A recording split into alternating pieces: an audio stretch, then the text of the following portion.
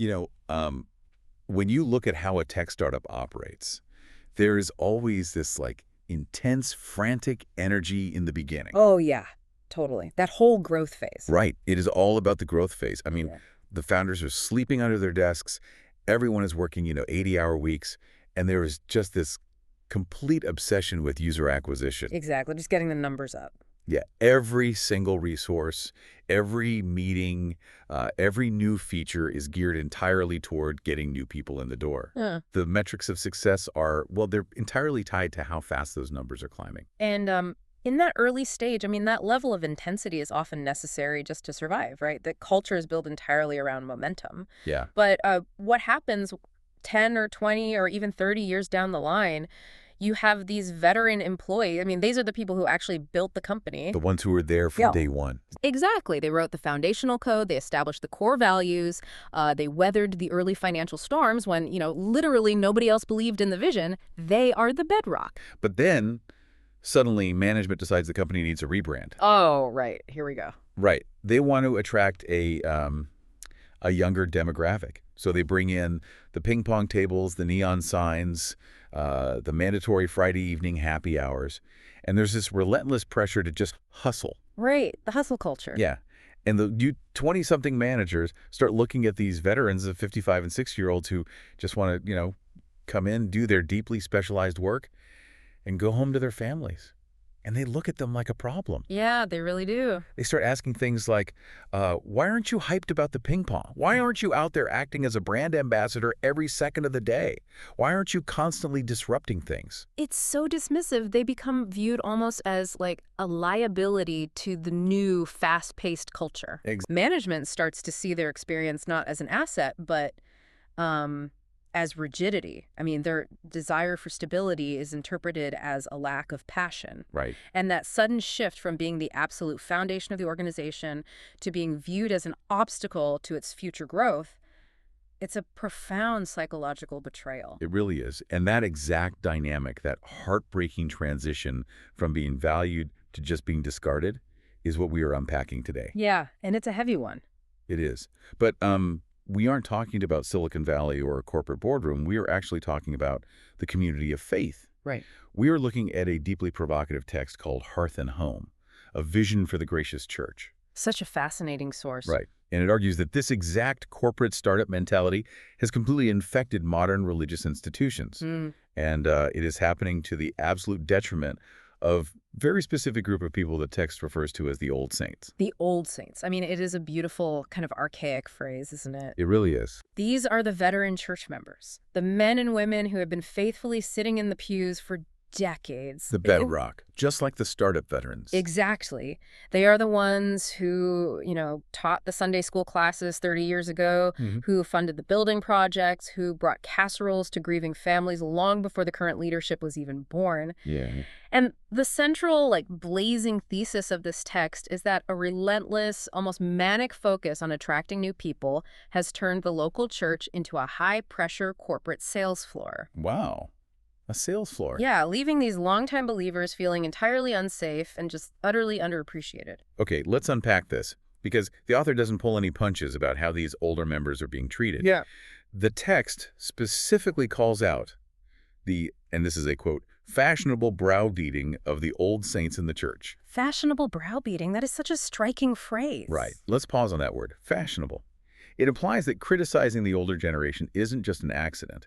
It has become a trend. Yeah, it's seen as progressive or culturally relevant for modern leadership to view the established faithful as the problem. Exactly. It's become a badge of honor in modern church leadership circles to declare, we aren't your grandmother's church. I have heard that exact phrase so many times. Right. Yeah. But the tragic irony is that in their desperate attempt to prove how relevant and cutting edge they are actively, intentionally alienating the grandmothers. Yeah. And the text lists the specific accusations leveled at these veteran members. It says they are criticized for standing still, for not giving enough, and for merely being comfortable. Let's break those down. Starting with this idea of being criticized for standing still. In almost any other era of human history, standing still Yeah, Longevity, stability, faithfulness over decades, that was the ultimate virtue. absolutely. If you built a house that stood still through a hurricane, that was a massive triumph. If you maintained a marriage or a faith that stood still through a lifetime of tragedy and cultural upheaval, you were considered a pillar of the community. Yeah, you were celebrated. So we really have to ask ourselves, when did standing still become a moral failing? Right. When did that happen?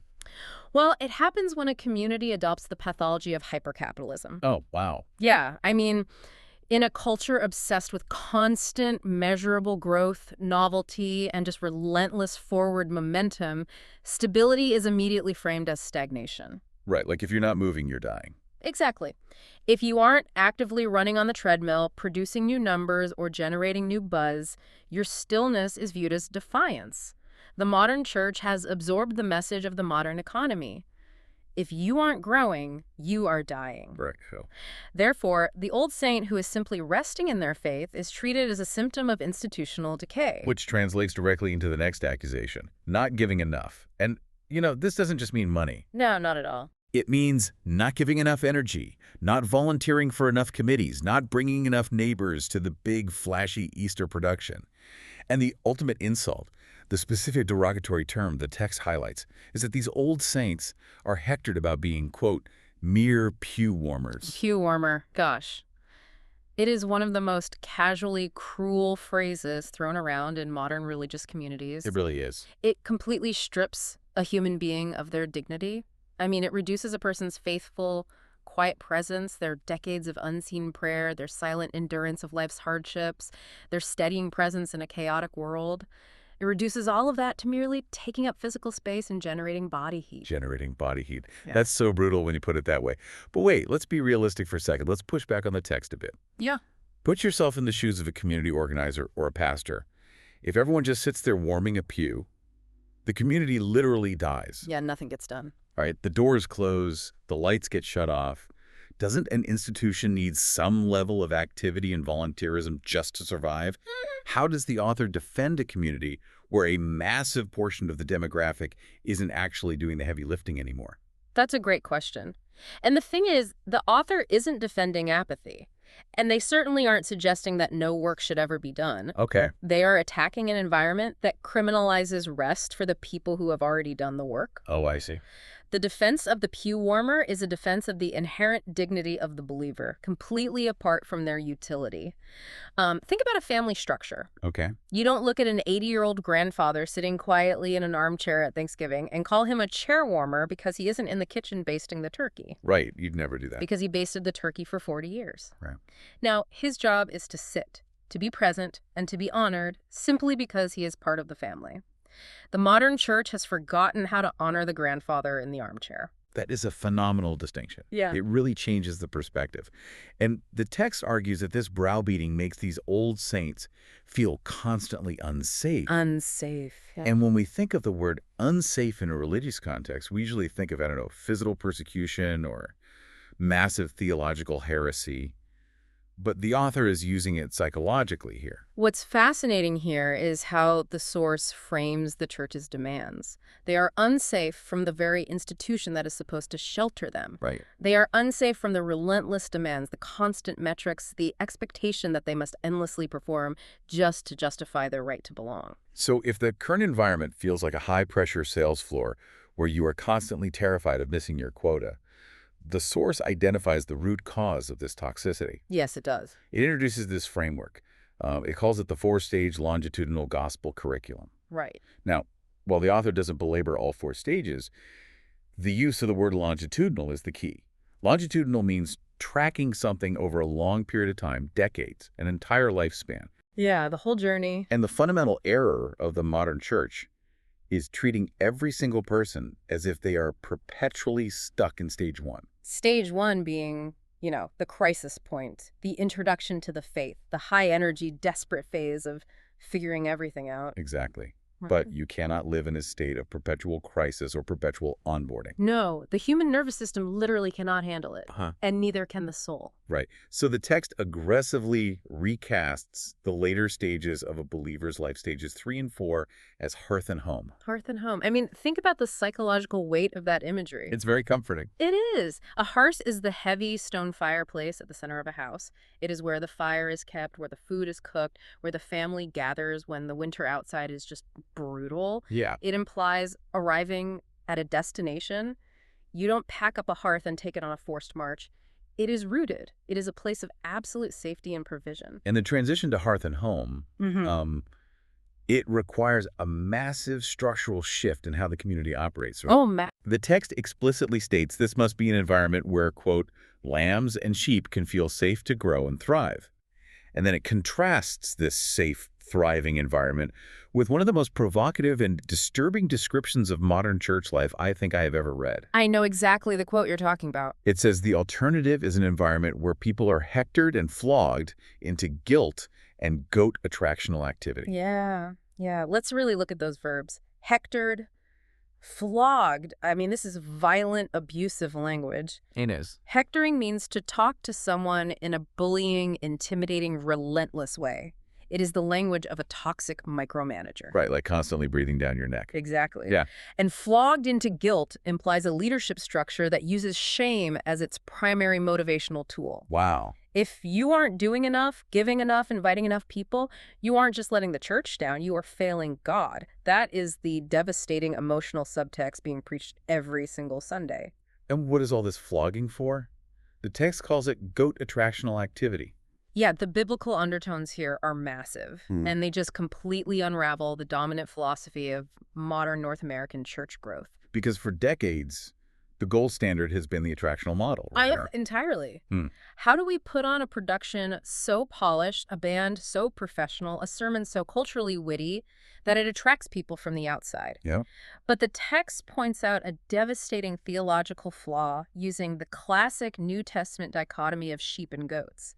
In the biblical texts, the sheep are the faithful. They are the ones who know the shepherd's voice. They belong to the flock. Right. The goats, on the other hand, represent those who are uninvested, stubborn, or just entirely outside the fold. Here's where it gets really interesting. The critique here is absolutely brutal. It is. The source is suggesting that modern churches are systematically exhausting, manipulating, and emotionally abusing their actual sheep, the faithful old saints, by forcing them to run a frantic, high-production machine designed entirely to lure in goats. It is institutional madness. It's like a restaurant that completely ignores its loyal daily regulars, the people who actually keep the lights on, because the manager is obsessed with trying to get a good Yelp review from a food critic who doesn't even like that type of cuisine. That is a perfect analogy. Right. The regulars are sitting at their tables starving while the kitchen is frantically making experimental, flashy dishes for people who aren't even in the dining room yet. And if we look at the treasures from the deep dive into the New Testament itself, this goat attractional obsession completely contradicts how the early church operated. Totally. Think about the epistles. The letters written by Paul, Peter, and John, Romans, Ephesians, Colossians. These books make up the bulk of the New Testament. And not a single one of those letters was written as a marketing brochure to attract the pagan Roman Empire. Right. They were written explicitly to the saints. Paul opens his letters by addressing the saints in Ephesus, or the faithful brethren in Colossae. He's writing to the insiders. Exactly. These documents are incredibly dense, deeply theological treatises designed to comfort, challenge, and build up the people who are already inside the house. Yeah. They are filled with profound indicatives, reminding the believers of who they are and what Christ has done for them long before they ever get to the imperatives of what they should do. So the New Testament actually values the old saints. It was written for them. Yes. The modern church growth movement treats the Sunday gathering as like an evangelistic crusade for the goats, but the New Testament treats the gathering as the family dinner table for the sheep. We have to remember the explicit mandate Jesus gave to Peter at the end of the Gospel of John. He didn't say, entertain the goats. Yeah. He didn't say, build a massive marketing funnel to attract the goats. He looked at Peter and said, feed my sheep. Feed my sheep. The old saints are the ones for whom Christ died. They are the ones for whom God shed his blood. They are infinitely precious. And the source is just crying out for an end to the endless guilt trips, demanding that these precious members be lovingly fed and tended to, exactly as Jesus commanded. I want to ask you, the listener, to think about your own experiences for a second. Have you ever joined a community, a faith group, maybe a neighborhood association, or a nonprofit, because you were looking for connection and rest, only to find yourself immediately drafted onto 3 steering committees and guilt-tripped when you couldn't attend the weekend retreat? Oh, I'm sure so many people nodding along right now. Right. The community you joined for shelter suddenly becomes the primary source of your exhaustion. It is a recipe for total human burnout. And if leadership is terrified that the goats might get bored and leave, that fear is going to dictate every single decision they make, especially regarding the main weekly gathering. Oh, absolutely. The philosophy of goat attraction completely alters the diet and the liturgy of the church, which plunges us directly into the battlefield of the Sunday service. The infamous worship wars. Oh, boy. The worship wars. Anyone who has spent more than 5 minutes in a modern church knows exactly what this is. The text says that in a gracious church, a hearth and home, these old saints, quote, don't have to face the dilemma of contemporary versus traditional service or a cheap hybrid. The standard corporate solution to having a diverse demographic is, well, it's market segmentation or compromise. Right. You either split your audience, giving the youth a contemporary service with a rock band and smoke machines, and sequestering the old saints in a 9 a.m. traditional service, or you attempt the dreaded cheap hybrid. Oh, we've all endured the cheap hybrid. It's rough. It is the service that tries to blend a majestic 19th century hymn with a synthesizer, a drum loop, and a 45-minute TED Talk on leadership principles. Yeah, it's so disjointed. It is designed to please everyone, but it just feels incredibly jarring. And the text rightfully calls it cheap because it is inherently performative. It is a product of focus groups and market research, not authentic communal gathering. Yeah. When you are operating a hearth and home, you don't cook a family dinner based on a demographic survey. You cook what is deeply nourishing. And what is nourishing for the old saints involves a profound respect for tradition. Right. The text says, it's okay to sing the old hymns to peg down biblical wisdom and truth. The phrase peg down is brilliant. It is such a tactile, grounding concept. Imagine trying to stake down a massive canvas tent in the middle of a windstorm. Right. You don't use a plastic thumbtack. You use heavy iron pegs driven deep into the dirt. And that imagery is vital because it elevates the old hymns far beyond mere musical preference. Yes, exactly. Modern church leadership often dismisses the old saints' desire for hymns as simple nostalgia. They treat it as if the older generation just wants to hear the tunes they grew up with in the 1950s, the same way someone might want to listen to an oldies radio station. Right, like it's just a preference for a certain beat. But the text argues something infinitely more profound. These hymns are pedagogical tools. They are theological anchors. Yeah. When you have lived 70 or 80 years, you have seen a lot of storms. Oh, yeah. You have buried parents, you have buried friends, you might have buried a child. You have experienced profound grief, seasons of crushing doubt, physical decline, and massive cultural upheaval. It's a lot of weight. It is.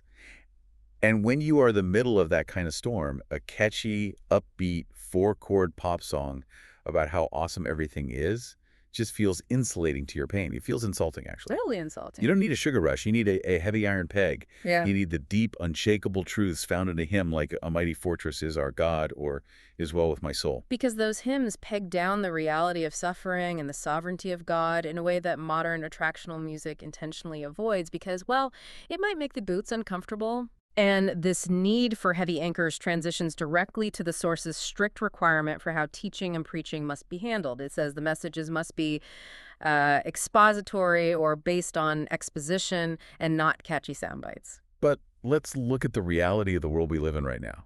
We are fully entrenched in the TikTok era. Yeah, attention spans are gone. The human attention span has been fundamentally rewired by Instagram Reels and YouTube Shorts. We communicate in memes and 280-character sound bites. True. So isn't a pastor standing up and doing exposition, which is essentially a slow, systematic, verse-by-verse, 45-minute deep dive into an ancient text, isn't that just going to put modern people to sleep? How can an institution survive if it ignores the way modern humans process information? Well, if we connect this to the bigger picture, a soundbite is the ultimate tool of the goat attractional model. Okay, how so? It is designed to be quick, frictionless, and fundamentally superficial. It is the junk food of the communication world. A catchy slogan or a three-point self-help sermon is designed to get a quick reaction. You know, a share on social media, a momentary spike in emotional engagement. It goes down easy and leaves you hungry 20 minutes later. Yeah, that's exactly what junk food does. But exposition, on the other hand, honors the intellect and the spiritual maturity of the old saints. It is the slow-cooked meal required for the hearth and home. Precisely. These veteran believers do not need a marketing slogan. They have been eating this food for decades. Their spiritual palates are highly developed. Right. They know what they're looking for. They have read their Bibles. They know the basic stories. They are starved for depth, nuance, and rich theological meat. Yeah. A church that only feeds its people sound bites is literally starving its most mature members to death just to keep the fleeting attention of people who are barely looking anyway. Yeah. It is prioritizing the aesthetic of engagement over the reality of nourishment. And this shift from a mile-wide, inch-deep approach to something deeply rooted fundamentally alters what is expected of the people sitting in the room. It really does. If the church is actually a hearth and home, what is the role of the individual? The source tackles this by invoking one of the most famous and psychologically rich narratives in the New Testament. It says, it's okay to sit more like Mary than Martha to imbibe the gospel. To understand the power of this statement, we have to deeply analyze the story of Mary and Martha from the Gospel of Luke. Yes, let's do that. So Jesus arrives at their home. Martha immediately goes into crisis management mode. Right, the host mode. She is frantically running around the kitchen, cleaning, cooking, preparing, serving, doing all the culturally expected things you're supposed to do when a VIP arrives. Yeah. Martha is the ultimate embodiment of action, hospitality, and modern hustle culture. Martha is the person running the soundboard, organizing the bake sale, and coordinating the parking lot volunteers all at the exact same time. Yes. She is the MVP of the attractional church model. She makes the event happen. And the psychology of Martha in that story is so relatable. I mean, she isn't just working. She is deeply resentful that she is working alone. Oh, absolutely. She looks out of the kitchen and sees her sister, Mary, just sitting on the floor at the feet of Jesus, listening to him speak. Just sitting there. Just sitting. Mary is doing absolutely nothing productive. She is not contributing to the logistics of the event at all. And Martha snaps. She does. She demands that Jesus tell Mary to get up and get to work. And Jesus' response completely shatters our modern corporate values. He doesn't praise Martha's hustle. He gently rebukes her anxiety and defends Mary's stillness. It's amazing. He says Mary has chosen the better part, the one thing that is needed, and it will not be taken from her. And the author of Hearth and Home is taking this ancient narrative and diagnosing a massive systemic burnout crisis in the modern church. No. We have completely idolized Martha. We give Martha the Volunteer of the Year awards. We put Martha on the executive leadership team. We praise Martha from the pulpit because her frantic energy fuels the good attractional machine. You do. And simultaneously, we have effectively criminalized Mary. We call Mary a pew warmer. We look at the woman sitting quietly, absorbing the teaching, doing nothing to advance the institutional metrics, and we label her dead weight. But the source says, absolutely not. For the old saints, it's okay to sit more like Mary, to imbibe the gospel. The verb imbibe is vital here. Imbibe. Yeah, let's talk about that. It means to drink deeply, to absorb, to soak in. You cannot imbibe water if you are sprinting on a treadmill. No, you'd choke. Exactly. You will choke. You have to stop moving. You have to sit down. The source is giving these older believers the theological permission to stop performing. Their stillness is not a sin. It is the ultimate posture of receiving grace. And the text goes even further in de-escalating the massive expectations placed on individuals. Yeah. It directly confronts another toxic baseline in modern religious culture. Oh, yeah. This part is crucial. It says, not everyone must become an evangelist or missionary. Paul and Timothy. This is a brilliant diagnosis of a very specific psychological burden. Yep. The modern church often takes its most extreme, historically unique, radically called figures like the Apostle Paul, who was beaten, shipwrecked, imprisoned, and traveled the entire known world to plant churches, or his protege Timothy, and it sets their lives as the baseline standard for every single average attendee. It is absolute insanity. It is. It is like a high school track coach pointing at an Olympic gold medalist and screaming at a group of accountants. If you are running a 4-minute mile, you don't even care about running. That's hilarious, but so true. It is profoundly demoralizing. If the standard for a good Christian is someone who is constantly out in the streets evangelizing, starting new radical ministries, and living in a state of perpetual extroverted mission, than the 75-year-old grandfather who just wants to read his Bible, tend his garden, and pray for his grandkids is made to feel like a spiritual failure. It's the guilt trips again. Exactly. The constant ambient pressure that you are never doing enough, never risking enough, never sacrificing enough for the institutional mission. Yeah. But the source provides a beautiful, liberating, profoundly human alternative. It says, it's okay to take the family as mission field of God's grace. Now, to a lot of aggressive modern church growth strategists, telling people their family is their primary mission field sounds like a massive cop-out. Oh, they hate it. They do. It sounds insular, tribal, and lazy to them. They want you out in the community passing out flyers. Yeah. But the source is framing this inward focus as a revolutionary act of grace. And it is revolutionary because it reclaims the quiet dignity of ordinary life. Yeah. It is a massive simplification. Right. It grants older members the explicit, joyful permission to focus their spiritual energy, their hard-won wisdom, and their resources inward on their spouses of 50 years, their adult children who are navigating complex lives, and their grandchildren. Yeah.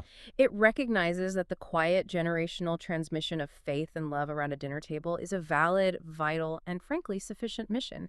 They do not need to constantly look outward to the exhausting machinery of the institution to justify their existence before God. It brings us right back to the hearth and home. The focus is the family gathered around the fire, warming themselves, not the strangers outside in the cold. Right. And it's not that the strangers outside don't matter, it's that the old saints have already done their decades of time in the cold. Their role has shifted. They are now the keepers of the hearth. And if you remove the exhausting expectations, if you stop demanding that the old saints act like Martha or Paul, it requires a complete rethinking of how the institution treats them financially and structurally. Oh, this part is wild. Right. If they aren't viewed as resources to be extracted for the next big outreach event, how should a gracious church actually treat its veteran members? This brings us to what I think is the most surprising, radical, and economically shocking proposal in the entire text. It really is shocking. It says regarding the old saints, maybe they'll even have the opportunity to have a paid sabbatical to study the word deeply for all the years of generous giving. A paid sabbatical for the people in the pews. Just pause and think about the economic shockwaves of that idea. It's unheard of. We are entirely conditioned to accept a one-way financial flow in nonprofits and religious institutions. The members give their money to fund the staff salaries, to pay the mortgage on the massive buildings, to buy the new sound systems, and to fund the programs. The institution extracts and the members provide. Always funding the next phase of growth. Always paying for the ping pong tables for the new recruits, to use our startup analogy from the beginning. But here, the source flips the entire financial model upside down. It demands that the church take the resources that the old saints have faithfully contributed over decades and actually reinvest those resources directly back into their rest and deep study. Can you imagine the absolute scandal if a modern megachurch actually did this? Oh, the backlash would be immense. If instead of standing on stage and asking the 70-year-old retirees living on a fixed income to dig deep and donate to the new $5 million youth center building fund, the church leadership went to that couple's house, handed them a check, and said, "You have given generously for 40 years. We are sending you to a cabin in the mountains for a month, all expenses paid. We just want you to rest, read the Psalms, and be refreshed." Modern church consultants would have a heart attack. They really would. They would have a heart attack because it offers zero return on investment for the institution in a corporate sense. Zero ROI. Right. A sabbatical for an elderly couple doesn't generate new members. It doesn't create a viral Instagram reel. It doesn't boost the Sunday attendance numbers. It is an act of pure, unadulterated grace. It exists entirely outside the economy of metrics. And as the text immediately follows up by saying, but above all, they feel loved and accepted for being old in age and membership, that paid sabbatical is the ultimate tangible proof of that love. It proves, with actual dollars and cents, that they are valued for who they are, not what they can produce. In order to make this kind of radical generosity possible, the very DNA of the church has to change. The text sets down some very firm negative constraints to protect this environment. Yes, it does. It says the church should be a, quote, simple gathering of simple, like-minded believers, not a Sunday corporate or a club. Those are the two primary pathologies that modern religious communities fall into, the Sunday corporate model and the club model. Both are toxic to the hearth and home. Let's analyze the Sunday corporate model first. We've touched on this with the startup analogy, but it goes deeper. A corporation exists to maximize shareholder value. Exactly. It requires constant ROI, key performance indicators, attendance metrics, quarterly goals, and endless scalable growth. And in a corporate structure, the individual worker is only as valuable as their current output. If you are a high producer, you get the corner office. Right. When your output drops because you get sick, or you get older, or you simply get tired, you are inevitably sidelined, managed out, or let go. Yeah. The old saints, who no longer have the energy to run the youth group or lead the worship band, are inevitably sidelined in the Sunday corporate model because their productivity has dropped. So the alternative a lot of older churches retreat into is the club model. And on the surface, a club sounds a bit cozier, doesn't it? It sounds like a country club where everyone knows your name. It sounds cozier, but it is equally destructive. Why is that? Well, a club is based on exclusivity, consumerism, and paying dues. You pay your membership fees, your tithes, and in return, you demand certain perks. Oh, I see. You demand that the thermostat is kept at exactly 70 degrees. You demand your specific parking spot. You demand that the pastor visits you in the hospital within 24 hours. It becomes incredibly insular, but not in a healthy, loving, hearth and home way. It becomes a place of entitlement and consumer demands. The source aggressively rejects both. The church is not a corporation demanding output, and is not a club demanding perks. It is a simple gathering. A simple gathering. It removes all the heavy scaffolding, all the marketing machinery, all the consumer demands, and strips it down to the bare essentials. Just simple believers gathering. And what is the ultimate goal of all this simplification, this rest, this deep study of the old hymns? The text gives us its final, breathtaking vision. It does. It describes this gracious church as, quote, a preview of heaven, all the heavenly sweets, to be lost in wonder, love, and praise. Lost in wonder, love, and praise. That specific phrase is actually a quote from a very famous classic hymn written by Charles Wesley called Love Divine, All Loves Excelling. Yeah. The author is literally pegging down their final argument with the very old hymns they just defended. Wow. That is a brilliant piece of writing. Yeah. So what does this all mean? Let's look at the theology behind that phrase. If we take all this, the rejection of browbeating, the hearth and home, the exposition over sound bites, defending Mary over Martha, validating the family mission, and the simple gathering, what is the author fundamentally trying to tell us about the ultimate purpose of a community of faith? The author is arguing that the end goal of the church is not to be an endless, exhausting construction project on earth. Right. It is not meant to be a permanent revolution or frantic marketing agency. It is meant to be a rehearsal for eternity. A rehearsal. I love that. If the ultimate destination, heaven, is described by the saints as a state of being lost in wonder, love, and praise, then a church that only prepares its people for frantic, earthly, metric-driven activity is fundamentally failing them. You cannot prepare a human soul for eternal rest and worship by constantly hectoring and flagging them into exhaustion. The hearth and home is meant to be a preview of the ultimate home. It is giving them a taste of the destination before they arrive. They get to practice the rest that they will experience forever. Exactly. After deconstructing the corporate machinery, the author leaves the reader with a very pointed challenge.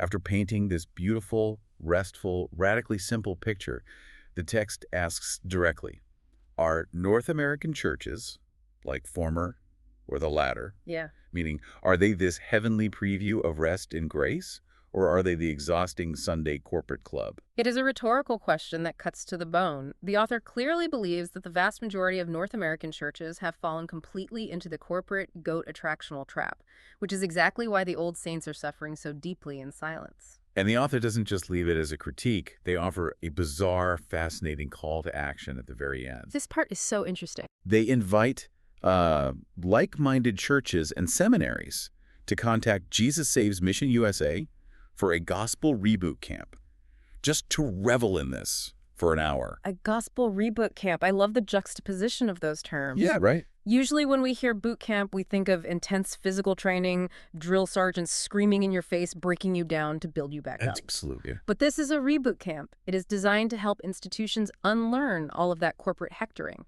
It is an invitation to turn off the machinery, sit down, and spend an hour just reveling in the concept of grace and rest for the old saints. To really summarize what we have dug through today, it is so easy to read a text like Hearth and Home and dismiss it as just an older person complaining that the drums are too loud on Sunday mornings. Oh, sure, that's the easy way out. Right. That is the shallow, arrogant reading. When you actually deep dive into the text, you see a profound, systemic, theological critique of modern institutional life. It is demanding an absolute end to the guilt trips. Yeah. It is calling for a return to the biblical mandate of lovingly feeding and tending the sheep, rather than starving them to entertain the goats. It is fighting, with incredible passion, for the inherent dignity of the old saints. Beautifully said. It is a demand that they be honored, rested, and treated as the precious members for whom Christ died, not discarded as useless pew warmers because they refuse to play ping pong. It is a profound shift in how we view human value in any community. It asks us to stop valuing people based on their utility and start valuing them based on their presence. I want to tether this directly back to you, the listener. Think about the communities you belong to right now. This doesn't even have to be strictly a religious context, though that is the source's focus. Right. Think about your workplace, your neighborhood volunteer organizations, your local political clubs, your PTA. Are the institutions you pour your life into designed to let you age gracefully? That's the real question. Do they have a plan for how to value you when your physical energy inevitably fades, but your wisdom peaks? Or do they only value you while you have youthful energy to burn on the front lines of their growth strategy? Yeah. When the time comes and you can no longer run the marathon, will they build you a hearth to sit by, or will they just hand you a pink slip and tell you to clear out your desk? That is the crucial evaluation we all have to make about where we spend our lives. And it raises one final thought I want to leave you to mull over. Okay, what is it? We so often think of reboots or revolutions as loud, energetic, and youth-driven. We associate radical change with noise, disruption, protesting, and tearing things down. Always. But what if, in our hyper-productive, metric-obsessed, attention economy world, the most radical, disruptive thing a community can do is the exact opposite? What if true, dangerous rebellion today looks like building a hearth and home, a quiet, safe place where the old saints are given explicit, joyous permission to sit perfectly still, to do absolutely nothing but sing old hymns, and to be celebrated purely, entirely for their presence? What if the most revolutionary thing you could do is just let the load-bearing walls stand and be thankful they are still holding up the house? Thanks for joining us on this deep dive. We'll see you next time.